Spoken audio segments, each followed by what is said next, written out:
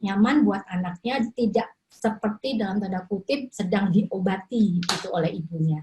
Nah, itu yang perlu diberikan edukasi juga dari apoteker. Jadi apoteker ini salah satunya tadi seperti yang disampaikan simple terakhir support kan teman sejawat. Support itu adalah yang tadi memberikan support kepada pasien si ibu agar si ibu itu mampu memberikan terapi ini secara rutin. Karena seorang ibu biasanya kalau anaknya sudah jerit-jerit nangis, terus anaknya udah nggak asma lagi, ya sudah deh, udah nggak asma ini, daripada dia nangis, nanti tambah sesek. Nah, seperti itu tuh. Jadi, yang terakhir, support, itu harus diberikan oleh kita kepada ibu dalam rangka memberikan inhalasi di rumah dengan anaknya.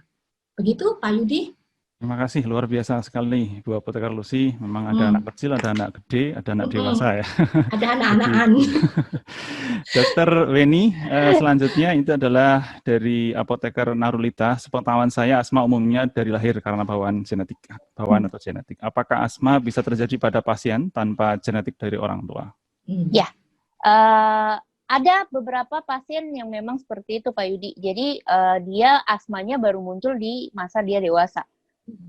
Bisa karena faktor-faktor pencetus atau faktor resiko yang lain, contohnya dietnya, jadi apa saja yang dia makan, lifestyle-nya seperti apa, karena ternyata saat ini obesitas dengan asma itu sangat erat kaitannya.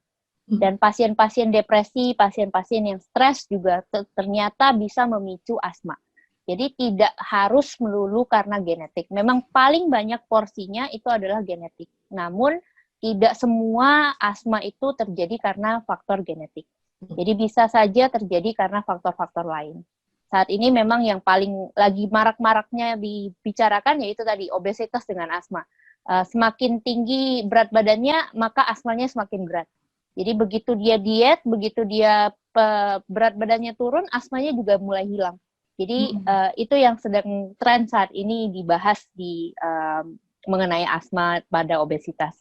Jadi belum tentu karena genetik, bisa saja karena faktor-faktor lain. Baik, terima kasih Dok keterangannya, informasinya. Kemudian selanjutnya untuk Ibu Apoteker Lucy dari Apoteker Ani. Bagaimana mengatasi pasien yang sering kambuh asma di saat sedang dalam perjalanan, sementara alat inhalasi yang digunakan tidak selalu dibawa. Silakan, Ibu Lucy. Ya. Tadi yang seperti tadi saya sampaikan bahwa asma itu, ya kalau kita sudah bisa mengidentifikasi asma, biasanya lebih mudah untuk kita menghindari faktor pencetus. Tetapi ingat, ada faktor-faktor yang tidak bisa kita hindari, seperti apa? Stres. Pak Yudi pernah stres nggak? Sering. Sering ya. Biasanya kalau pasien ditanya begitu, dia mikirnya lama sekali. Kenapa? Karena kalau stres itu banyak orang tidak mohon maaf ya Pak ya, jadi membuka lembaran biru hidup Bapak nih. Hitam. Lembar hitam.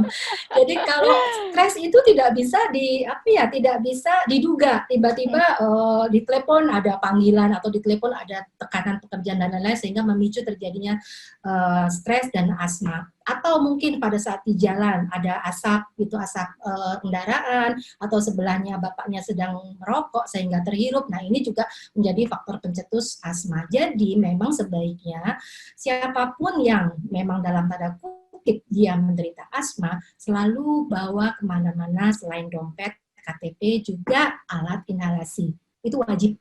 Nah, dibawa di dalam tas supaya nanti pada saat terjadi serangan, dia menggunakan dengan mudah. Karena apa? Karena banyak sekali kejadian lupa menggunakan, ketika lupa membawa, ketika terjadi serangan, yang terjadi apa?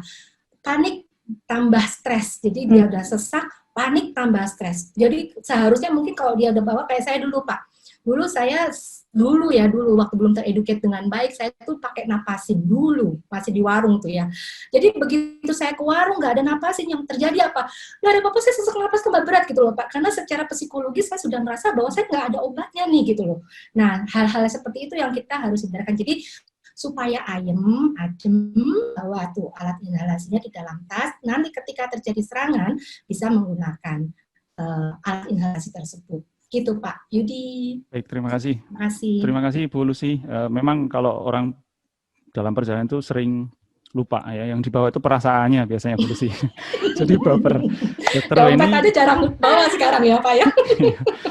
Dokter ini ada pertanyaan, mungkin nanti Bu Lucy bisa chip in juga terkait dengan jika pasien dengan riwayat ada tumor di parunya, dengan kondisi sesak dan sulit untuk tidur, kira-kira penanganannya seperti apa? Apakah bisa menggunakan MDI, DPI, atau nebulizer? Dari apoteker Suparman, silahkan. Iya, makasih Pak Yudi. Pak Suparman, kalau memang sesaknya itu bukan disebabkan karena asma atau inflamasi karena asma, agak kurang tepat untuk memberikan inhalasi kortikosteroid ataupun bronkodilator, karena biasanya kalaupun digunakan bronkodilator saja seperti short acting bronkodilator salbutamol, ventolin misalnya atau terbutalin misalnya, itu membantunya juga hanya sedikit membantu kalau memang sudah ada benda asing atau tumor di dalam paru-parunya.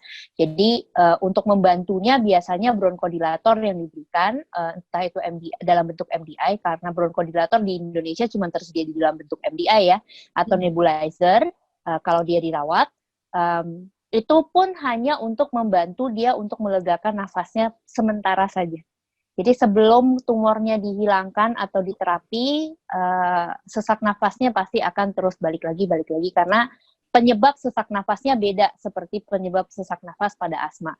Tadi kan sudah dijelaskan oleh Bu Lucy bahwa penyebab sesak nafas di asma itu adalah inflamasi dari saluran pernafasan. Sementara pada tumor itu karena tekanan dari benda asing ke saluran pernafasan. Jadi saluran pernafasannya nyempitnya karena ada tekanan dari luar. Jadi kalau seandainya kita kasih bronkodilator sekuat apapun, paling dia bisa ngembang dikit aja. Nggak mungkin sampai benar-benar lega gitu. Jadi agak kurang tepat penanganannya kalau kita berikan bronkodilator atau apalagi inhalasi kortikosteroid. Gitu. Baik, terima kasih Dok. Bu Lucy, apoteker Lucy, ada mau chip in? Menambahkan? Sepakat banget sama Dr. Weni. Itu yang tadi kita sampaikan di pharmaceutical care.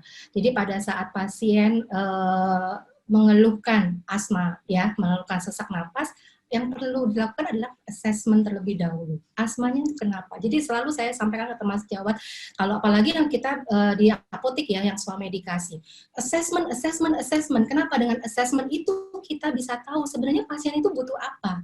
Kadang seperti yang kemarin kita topik yang sebelumnya ya Pak ya, orang datang dengan kondisi batuk, belum tentu dia minum obat batuk. Betul nggak? Kenapa? Ternyata batuknya karena misalnya dia ada alergi. Ya kan, berarti obat yang harus diatasi adalah alerginya. Belum tentu asma yang dia diderita sesak napas itu karena asma. Tadi seperti disampaikan sudah jelas riwayat penyakitnya adalah tumor. Tapi ada juga orang yang sesak napas bukan karena asma, bukan karena tumor.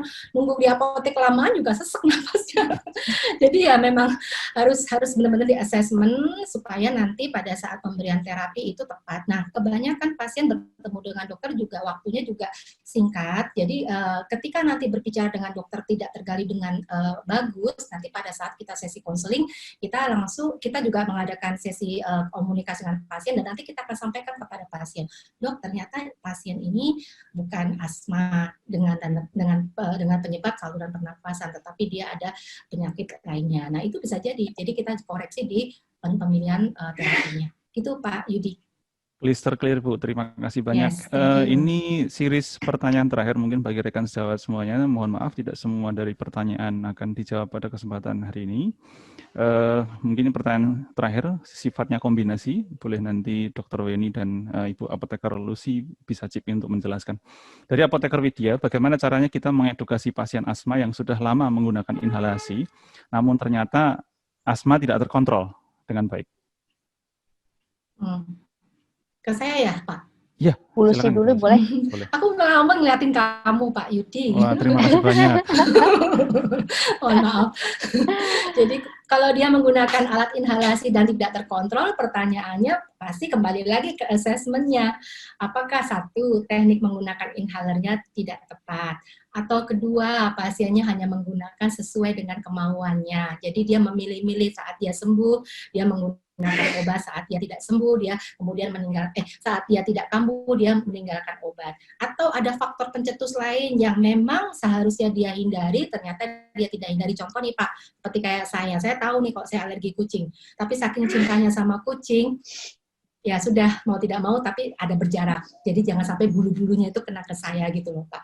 Cuman ya kita sama-sama tahu resikonya seperti itu. Jadi assessment itu perlu dilakukan.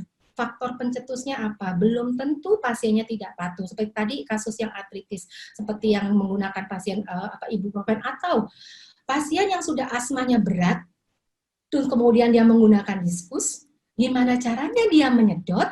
Kalau ketika dia mau menyedot aja udah gitu. Jadi terapi pasti tidak akan tercapai hasil terapi. Kenapa? Karena alatnya sediaannya tidak sesuai dengan kondisi pasien. Jadi memang tidak bisa di dalam waktu singkat kita menyimpulkan bahwa pasien ini nggak patuh karena dalam tanda kutip kurang pengetahuan. Tidak selamanya seperti itu. Biasanya lebih related kepada kondisi pasiennya dan kondisi pengobatan atau kondisi riwayat penyakit. Begitu ya Pak Yudi. Jelas Dokter sekali. Weni mau menambahkan mungkin dok? Ya, nambahin sedikit saja mungkin Pak Yudi dan Bu Lucy. Jadi betul kata Bu Lucy, jangan lupa assessment lagi untuk pasien-pasien yang seperti ini, karena bisa saja ada penyakit penyerta lain ternyata yang memberatkan asmanya. Contohnya nih, yang paling gampang, pasien asma itu sering sekali bersamaan dengan rinitis alergi. Dia pilek terus, tapi pileknya dibiarin sama dia karena udah setiap hari, tiap bangun pagi dia bersin. Jadi dia anggap udah biasa. Memang kalau saya bangun pagi, saya bersin. Jadi itu diabaikan oleh si pasien gitu. Tapi asmanya nggak terkontrol. Kenapa ya? Karena rinitis alerginya ternyata lagi parah-parahnya, tapi dia tidak memperhatikan itu gitu. Jadi assessment sangat penting. Tanyakan sebanyak mungkin pertanyaan. Bapak di rumah seperti apa? Sudah benarkah ini? Kebiasaan Bapak setiap hari seperti apa? Penggunaan obatnya kapan saja? Bisa saja dia menggunakannya tadi pagi digunakan, malam lupa misalnya. Atau dia patuh terhadap pengobatannya, namun ya itu tadi karena keadaan-keadaan lain, jadi dia makin berat asmanya. Atau mungkin sudah berbulan-bulan menggunakan obat dengan dosis yang sama, seharusnya dia sudah mendapatkan dosis lebih tinggi, tapi dia tidak ke dokter misalnya, atau tidak datang konsultasi mengenai keadaan asmanya. Mungkin saja dosisnya sudah kurang sesuai, harus dinaikkan atau diturunkan atau ditambah dengan pengobatan lain. Mungkin itu. Terima kasih banyak Pak Yudi. Terima kasih Dokter Weni. Ngomong-ngomong soal bersin dan kucing tadi, ada kucing yang nggak ada bulunya, Bu Lucy, mungkin bisa cari. Kucing apa itu Pak? Oh, ada, coba tunjukkan pada saya kucingnya. Nanti di belakang ya. Baik, itu adalah series pertanyaan terakhir yang mungkin bisa kita jawab dan bisa kita diskusikan pada kesempatan sore hari ini. Sebelum kami tutup, mungkin bisa closing statement yang pertama dari Ibu Apoteker Lucy Noviani, Magister Management, dipersilahkan, kemudian diikuti oleh Dr. Weni yang teman sejawat apoteker, dimanapun teman sejawat berada, dalam proses edukasi, dalam proses keberhasilan terapi pasien, peranan apoteker itu menjadi kunci utama untuk membuat pasien mencapai hasil terapinya. Sebelum kita memberikan edukasi kepada pasien, coba tanyakan kembali kepada diri kita sendiri, apakah kita sudah teredukasi dengan baik, apakah kita sudah memiliki pengetahuan dan kompetensi yang cukup, sehingga kita bisa memberikan edukasi yang baik dan benar kepada pasien. Apabila jawabannya belum, maka masih banyak waktu untuk teman sejawat semua, terus mengupdate pengetahuan-pengetahuan, membaca, mencari referensi yang mendukung teman sejawat praktek, sehingga pada saat nanti teman sejawat ketemu pasien, tidak hanya teman sejawat PD dan mempunyai confident, tapi teman sejawat juga mampu merubah kualitas hidup dari pasien. Terima kasih. Ya, melanjutkan yang dikatakan Ibu Lucy, benar. Tidak ada kata terlambat untuk belajar. Jadi memang benar, jangan lupa dalam hal mengedukasi pasien, kita terlebih dahulu harus teredukasi sebelumnya. Dan ingat yang tadi mengenai pemilihan alat inhalasi, pastikan pasien mendapatkan alat inhalasi yang tepat buat pasien tersebut. Jadi lihat dulu keadaan pasiennya seperti apa. Jangan langsung memberikan alat inhalasi yang ada saja pada saat itu kepada pasien, tapi lihat tergantung dari keadaan dari si pasiennya. Mampukah pasiennya menggunakan alatnya dengan benar atau tidak?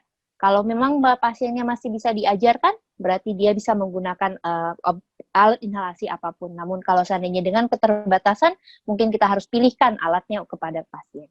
Terima kasih banyak. Kembali ke Pak Yudi. Terima kasih Bu Lucy dan Dr. Weni ya, super ya, double super hari ini, duet maut. Baik, ini adalah penghujung acara seminar online ke-62 kesempatan sore hari ini. Jadi kami ucapkan terima kasih kepada Dr. Weni dan juga Bu Apoteker Lucy telah sharing ya dan sangat bermanfaat sekali bagi teman sahabat apoteker sekalian mengikuti seminar online pada kesempatan sore hari ini. Terima kasih Kang Fauzan. Terima kasih. Baik, mungkin ini adalah penghujung acara seminar online ke-62 PPI yang bersama dengan PT Glaxo Welcome Indonesia. Kami mengucapkan terima kasih kepada rekan sahabat sekalian sudah mengikuti dari awal sampai akhir, dan kami ingatkan untuk jangan lupa mengikuti post-test di apoteker.org.id, dan kami mengucapkan permohonan maaf apabila dalam pembawaan acara pada kesempatan hari ini ada kekurangannya. Kami tutup. Terima kasih. Assalamualaikum warahmatullahi wabarakatuh. Waalaikumsalam. Sampai jumpa.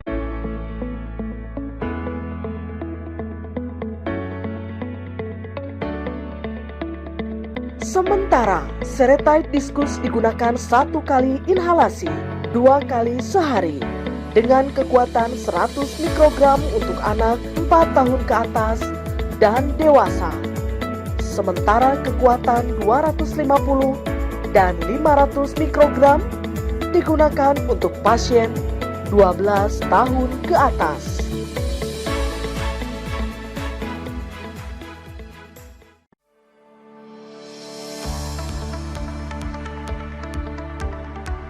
Terima kasih kami ucapkan kepada para pemateri yang telah membagikan ilmunya dan sangat bermanfaat untuk praktik apoteker sehari-hari. Tak lupa juga ucapan terima kasih kami sampaikan kepada moderator yang telah memandu acara sampai dengan selesai. Sejawat apoteker dipersilahkan untuk melanjutkan kegiatan dengan mengisi post-test melalui tahapan sebagai berikut. Masuk login ke akun webinar, klik event yang diikuti. Pilih event dan klik ikuti tes. Jawab pertanyaannya sampai nilai 80. Jika belum mencapai batas minimal, silahkan ulangi sebanyak 5 kali. Tunggu penyaluran SKP. Jika telah disalurkan, klaim SKP dengan klik tombol klaim SKP.